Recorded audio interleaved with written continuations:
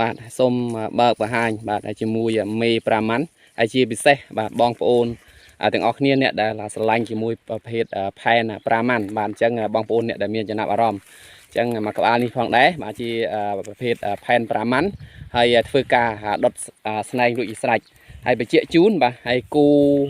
មកក្បាលនេះផងដែរយើងបង្កាត់ជាមួយនឹងបាពេញបាទអញ្ចឹងចង់ដឹងថាកូនរបស់វាបាទមេប្រាម៉ាន់ហើយបាពេញយើងតើវាកូនទៅជាយ៉ាងណាបាទហើយតម្លៃសម្រាប់លក់បងប្អូនអ្នកដែលមានចំណាប់អារម្មណ៍ចង់បានជាមួយមេមួយក្បាលនេះបងប្អូនអាចខលសាកសួរបានឬក៏អាចមើលផ្ទាល់បាននៅអាស័យដ្ឋានភូមិដងរែកឃុំប្រទាយឆ្មាបាទហើយការដាក់បាននេះយើងក៏មិនបានចាំខែដែរបាទអញ្ចឹងមិនដឹងថាវាប្រហែលខែតែគូនេះខ្ញុំបានដាក់បាផ្ទាល់បាទជាមួយនឹងបារបស់ខ្ញុំនេះតែម្ដងយើងមិនបានដាក់បាសពនិមិត្តទេយើងដាក់បាលូតធម្មតាបាទអញ្ចឹងការឲ្យស៊ីនេះដូចតែបងប្អូនឃើញអញ្ចឹងគឺវាស៊ី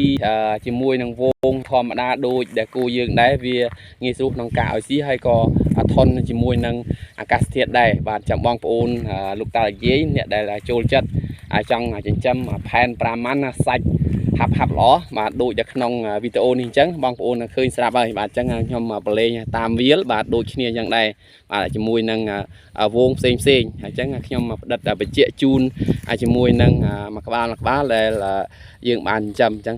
ឃើញថាការឲ្យស៊ីនេះបាទដូចតែក្នុងសកម្មភាពមានភាពងាយស្រួលបាទមានភាពងាយស្រួល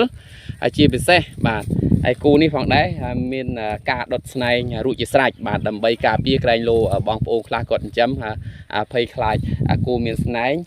ខ្លាចវាជួលខ្លាចអីហើយគូនេះផងដែរវាស្លូតដែរតែខ្ញុំប្រឡែងតាមវាលជាមួយគេឯងដែរហើយវាក៏ឡើងសាច់ច្រើនមែនទែនហើយ